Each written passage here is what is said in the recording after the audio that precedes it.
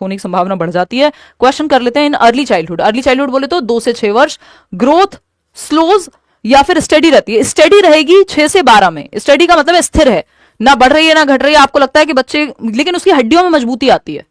6 से 12 में बहुत ज्यादा हाइट वेट नहीं आपको बढ़ते हुए नजर आएगा, लेकिन दौड़ना भागना उछलना कूदना इन सब में वो अच्छा हो पाएगा, क्योंकि अभी हम बात कर रहे थे वो गैंग में रहता है, यानी ग्रुप में रहना पसंद करता है ना, स्पोर्ट्स वगैरह में इन्वॉल्व होता है। स्टडी तो फिर 6 से 12 में होगी। ठीक, समवॉट ईगोसेंट्रिक, हाँ थॉट जो है बच्चे का, थिंकिंग वो ईगोसेंट्रिक है। ये तो हमने अभी बात की थी, सेल्फ सेंट्रिक होता है 2 से 6 में अर्ली चाइल्डहुड में। ठीक, ईगोसेंट्रिक है। मिडिल चाइल्डहुड, देखिए कई बार मिडिल चाइल्डहुड आपको लेटर चाइल्डहुड को ही मिल जाएगा। ज्यादातर जगह पे जहां लेटर चाइल्डहुड है 6 से 12, मिडिल चाइल्डहुड वहीं फिट हो जाता है। 5 से 8, कई बार 5 से 12 भी आ जाएगा। तो मिडिल चाइल्डहुड को अलग से ना समझ के यही मान लो आप लेटर चाइल्डहुड के ही 2 साल जो है काट दो आप, यानी 12 तक पढ़ रहे हैं तो 10 मान लो, और उधर अर्ली चाइल्डहुड के 2 साल जो है और आप आगे बढ़ा दो, यानी 5 से 8 मान लो, 5 से 9 मान लो। तो वो मिडिल चाइल्डहुड बीच की स्थिति है अर्ली और लेटर के, बट इसको हम अलग से नहीं पढ़ते हैं। ठीक, फिर आता है चाइल्डहुड ग्रोथ डैश, यानी किस में, अर्ली चाइल्डहुड की बात हो रही है, एंड थिंकिंग इज डैश। तो ग्रोथ क्या है, स्लो डाउन हुई है पहले से, थिंकिंग हुई है egocentric. While in middle childhood, ये जो 6 वर्ष के प्लस की बात हो रही है, ग्रोथ कैसी है, ग्रोथ थोड़ी धीमी हो जाती है या स्टडी हो जाती है, अगर हम कहें तो स्थिर हो जाएगी। वहीं थिंकिंग जो है, लॉजिक आ जाएगा 6 से 12 वर्ष के बीच में। क्या आ जाएगा, लॉजिक आ जाएगा, तर्क आ जाएगा। ठीक, तो ये स्टडी है नहीं, अर्ली चाइल्डहुड में तो तेज है, हाँ स्लो हुई है, लॉजिकल नहीं है थिंकिंग, तो इसलिए ये वाला ऑप्शन गलत हो गया था। तो ऑप्शन ही यहाँ पे एक बचता है कि इन्फेंसी में, इसमें अर्ली चाइल्डहुड में धीमी हुई है। किससे धीमी हुई है, इन्फेंसी से, जन्म से 2 वर्ष के मुकाबले धीमी हुई है, वैसे तेज है। ठीक, कुछ हद तक आत्म केंद्रित है बच्चा। मिड यानी मध्य बाल्यावस्था में, वो जो 5 से 8, या इसको आप लेटर बाल्यावस्था ही मान के चलो, उत्तर बाल्यावस्था ही, तो यहाँ पे क्या स्थिर है, बहुत तेजी से आपको हाइट वाइट बढ़ती नजर नहीं आएगी, बट हड्डियों में मसल्स में जान आ रही है। और चिंतन क्या है, तार्किक हो जाएगा, क्योंकि 6 से 12 के बीच में ही पहली बार जो है तर्क आपका आता है। ये हम पियाजे की थ्योरी में पढ़ेंगे। थोड़ा सा स्पीड अप पकड़ लेते हैं, तो ये इंपॉर्टेंट हो जाता है क्वेश्चन को समझना।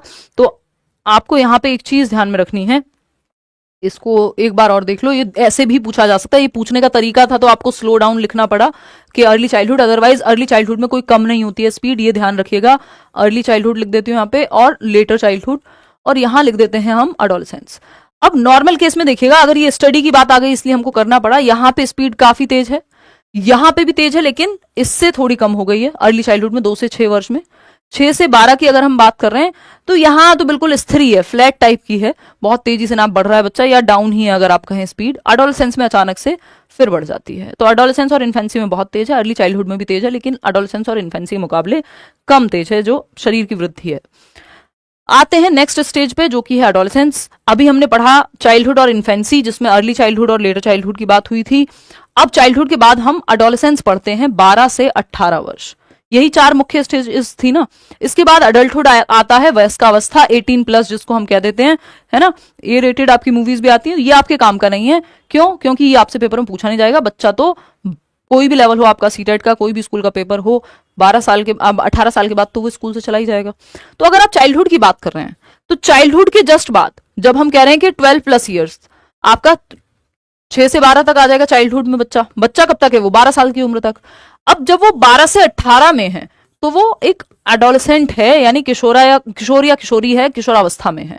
ठीक, जिसको हम बहुत इंपॉर्टेंट मानते हैं, पुल मानते हैं, ब्रिज मानते हैं, या ट्रांजिशनल पीरियड मानते हैं, परिवर्तन का काल मानते हैं, कि एक बच्चा बच्चे से एक अडल्ट बनने की प्रक्रिया में है। ठीक, तो ट्रांजिशनल स्टेज है ये, परिवर्तन का काल है, ट्रांजिशनल स्टेज है, ब्रिज पीरियड आप कह ही रहे हैं इसको। इसको एक और चीज कही जाती है, पेपर में पूछ लिया जाता है, चौखट कहते हैं हम इसको, यानी किसके बीच की? थ्रेशहोल्ड है, अगर मैं कहूं थ्रेशहोल्ड है, चौखट है, किसके बीच में? एक डोर है, किसके बीच का? चाइल्डहुड और अडल्टहुड के बीच का, कि चाइल्डहुड से निकल के किधर प्रवेश करेगा बच्चा? अडल्टहुड में। ये बीच का काम जो इसका थ्रेशहोल्ड का काम, चौखट का काम कौन कर रहा है? एडोलेसेंस, 12 से 18। इसको तनाव एवं तूफान का काल भी कहते हैं, यानी स्ट्रेस एंड स्टॉर्म पीरियड कहा है स्टैनली हॉल ने। इसके बारे में कुछ महत्वपूर्ण बातें फटाफट से करना शुरू करते हैं। अगर हम बात करें तो ये मोस्ट क्रिटिकल स्टेज है, बहुत महत्वपूर्ण चरण है। अच्छा, क्रिटिकल स्टेज से एक और चीज याद आई मुझे कि हम कह रहे हैं कि सेंसिटिव पीरियड, जैसे अर्ली चाइल्डहुड बहुत सारी चीजों के लिए सेंसिटिव पीरियड है कि बच्चे का भाषा विकास बहुत अच्छे से होगा, लैंग्वेज डेवलपमेंट 2 से 6 वर्ष में, और आपका सोशल डेवलपमेंट बहुत तेजी से होता है, शारीरिक विकास भी बहुत तेजी से होता है। तो जीवन के शुरुआती साल कुछ या हर एक स्टेज अपने आप में किसी ना किसी चीज के लिए सेंसिटिव होती है, यानी संवेदनशील होती है, क्रिटिकल होती है, महत्वपूर्ण होती है। तो यदि उस समय पे सही माहौल मिल जाए एनवायरमेंट में, तो वो सेंसिटिव पीरियड में बच्चा बहुत अच्छे से ग्रो कर जाएगा। और अगर एनवायरमेंट में डेप्राइव्ड रह जाए बच्चा, वंचित रह जाए, ठीक से चीजें ना मिले, जैसे हम वो बॉर्नवीटा का ऐड देखा होगा आपने कि 90% मस्तिष्क का विकास 5 वर्ष की उम्र तक हो जाता है, लेकिन अगर बच्चे को न्यूट्रिशन ही ठीक से नहीं मिला तो हो सकता है उसका मस्तिष्क का विकास, मेंटल डेवलपमेंट ठीक से हो ही ना पाए। तो वो सेंसिटिव पीरियड था बच्चे के दिमाग के विकास के लिए, वो जो हम कह रहे हैं 5 साल की उम्र तक या 10 साल की उम्र तक। तो वो एनवायरमेंट में सही चीजें मिलना उस समय पे जरूरी है। तो सेंसिटिव पीरियड का मतलब है कि एनवायरमेंट में सही चीजें अगर मिल जाए तो बच्चा क्रिटिकली या बेहतर तरीके से, इंपॉर्टेंट है वो टाइम उसके लिए। ठीक, चलिए खैर, तो क्रिटिकल पीरियड है, महत्वपूर्ण चरण है। पीसीएसई, फिजिकल, कॉग्निटिव, सोशल, इमोशनल, हर प्रकार के परिवर्तन, बहुत सारे हार्मोनल चेंजेस, प्यूबर्टी हिट कर रही होती है, तो इंपॉर्टेंट है ये। Stage of stress and storm, तनाव एवं तूफान की अवस्था है। इसीलिए तनाव एवं तूफान की अवस्था है क्योंकि फिजिकल चेंजेस, साइकोलॉजिकल चेंजेस बहुत तेजी से यहाँ पे परिवर्तन हो रहे होते हैं बच्चे में, है ना।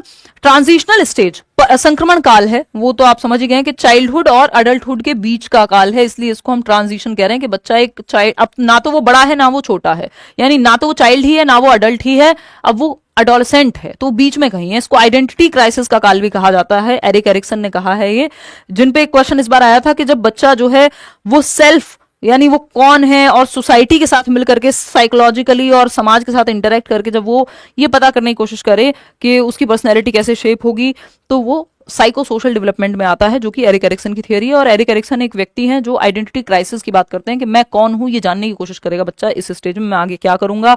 ब्रिज पीरियड है, ये तो हम सभी जानते ही हैं। चलिए खैर आगे बढ़ते हैं नेक्स्ट पॉइंट पे। एडजस्टमेंट प्रॉब्लम्स यहाँ खूब होती हैं और इस पे क्वेश्चन भी बहुत बार आ चुका है। एडजस्टमेंट प्रॉब्लम्स क्या होती है? समायोजन की समस्याएं, यानी बच्चा अपने एनवायरनमेंट के साथ एडजस्ट करने में, घर में बहुत कलेश होते हैं कई बार, है ना, बच्चे अपनी मर्जी से कुछ करना चाहते हैं, घर वाले अपने हिसाब से कुछ कहना चाहते हैं, तो उसको अपने एनवायरनमेंट के साथ और अपनी बॉडी में जो परिवर्तन हो रहे हैं उन चेंजेस के साथ, मन में जो परिवर्तन हो रहे हैं उन चेंजेस के साथ एडजस्ट करने में एनवायरनमेंट में दिक्कत होती है, क्योंकि एक फीलिंग ऑफ रिवोल्ट भी है, विद्रोह की भावना भी है। तो आप क्रांतिकारी देखेंगे वो भी स्टेज में, इसी स्टेज में मिलेंगे। और कई बार क्रिमिनल टेंडेंसीज यदि होती हैं तो हम कहते हैं उनको डेलिक्वेंट कहते हैं हम, है ना, उस पे आएंगे अभी आगे। तो स्टेज ऑफ अनरियलिज्म भी है, कुछ हद तक वास्तविकता से दूर है, अवास्तविकता का चरण है, अपने ही एक फैंटेसी वर्ल्ड में रहता है। इमोशनल इंस्टेबिलिटी यानी lack of emotional stability, 2 minute में खुश है, 2 मिनट में नाराज हो जाएगा, 2 मिनट में चिड़चिड़ा महसूस करेगा। तो भावनात्मक अस्थिरता है, स्थिरता नहीं है, भावनात्मक अस्थिरता है, यानी भावनात्मक स्थिरता में कमी है, इमोशंस स्टेबल नहीं होते। ठीक, जैसे एक टाइम के बाद बहुत ज्यादा फर्क पड़ना बंद हो जाता है, लेकिन यहां पे इतना उतार चढ़ाव है, इमोशंस का तूफान आया हुआ है। वोकेशनल, प्रेम में पागल हो गए तो वही हो गए। वोकेशनल एंग्जाइटी, है ना, वोकेशनल एंग्जाइटी, पागल शब्द आम भाषा में आपको यूज नहीं करना है, ये एकदम आम चलन की बात पे मैंने कहा है, बिल्कुल क्या कहेंगे, एक नॉर्मल अंडरस्टैंडिंग के बेस पे या फ्लो में कहने वाली बात है, बट पागल शब्द साइकोलॉजी में आप यूज नहीं करते हैं और वैसे भी आपको नहीं करना चाहिए। ठीक, आते हैं, अगर हम बात करें जो पागल खाना वर्ड भी आज के समय में हम यूज नहीं करते हैं, उसके लिए भी institute of human behaviour and allied sciences word use हो जाता है, तो ये एक बात है। आते हैं खैर, वोकेशनल एंग्जाइटी यानी व्यावसायिक चिंता, मैं क्या करूंगा, किस फील्ड में जाऊंगा, तो करियर काउंसलिंग वगैरह भी इस स्टेज में दी जाती है बच्चे को। फीलिंग ऑफ रिवोल्ट तो है ही। एलिनेशन, अलगाव की भावना, उसको अलग थलग रहना, अपना प्राइवेट स्पेस ज्यादा पसंद आता है बजाय कि वो दोस्त बहुत पसंद है इस टाइम पे, है ना, उनका प्रभाव ज्यादा है पीयर ग्रुप का, अपने साथी समूह का, बजाय कि परिवार या माँ बाप तो बहुत अच्छे नहीं नजर आते हैं इस अवस्था में, तो माँ बाप को भी चाहिए कि वो दोस्त बने बच्चे के, क्योंकि उसके अंदर फीलिंग ऑफ रिवोल्ट यानी विद्रोह की भावना जो है ठीक ठाक मात्रा में होती है इस स्टेज में। हीरो वर्शिप की जब हम बात कर रहे हैं, यानी वीर पूजा की प्रकृति है कि अगर उसको कोई एक्टर हो सकता है, कोई सिंगर हो सकता है, कोई स्पोर्ट्स पर्सन हो सकता है, कोई क्रांतिकारी हो सकता है, तो वो यहाँ पे भगत सिंह का भी फैन हो सकता है, वो हो सकता है किसी और ऐसे व्यक्ति से इंस्पायर हो जाए जो है देश के लिए भी ठीक ना हो। लेकिन हीरो वर्शिप यहाँ पे देखी जाती है, वीर पूजा की प्रवृत्ति, कि अगर उसका कोई फेवरेट एक्टर है, स्पोर्ट्स पर्सन है, तो वैसे ही बाल कटा के रहना, है ना, हेयर स्टाइल वैसा ही हो गया, कपड़े पहनने का तरीका वैसा ही हो गया, गाने अगर किसी के पसंद आ रहे हैं तो उसी तरह के गाने गाए जा रहे हैं, उसी तरह की हरकतें कर रहे हैं। तो ये बहुत जरूरी है कि हम किस तरह के आइडल्स इस स्टेज में बना रहे हैं, क्योंकि वो बच्चा क्या है, हीरो वर्शिप करता है, देखिएगा, यानी हीरो मान रहा है, वो अपने कुछ लोग उसको जो पसंद हैं उनको हीरो मानेगा और उनकी सारी चीजें उसको ठीक लगती हैं उस समय पे। जुवेनाइल डेलिक्वेंसी यानी बाल आपराधिक प्रवृत्ति जो है वो भी यहीं पे देखने को मिलती है, क्योंकि बच्चा 18 साल से कम उम्र के व्यक्तियों में यदि आपराधिक प्रवृत्ति या झुकाव देखा जाए क्रिमिनल टेंडेंसीज की प्रति, तो ये जुवेनाइल डेलिक्वेंट कहलाते हैं। वो निर्भया केस में जो एक व्यक्ति था जो 18 साल से कम था, तो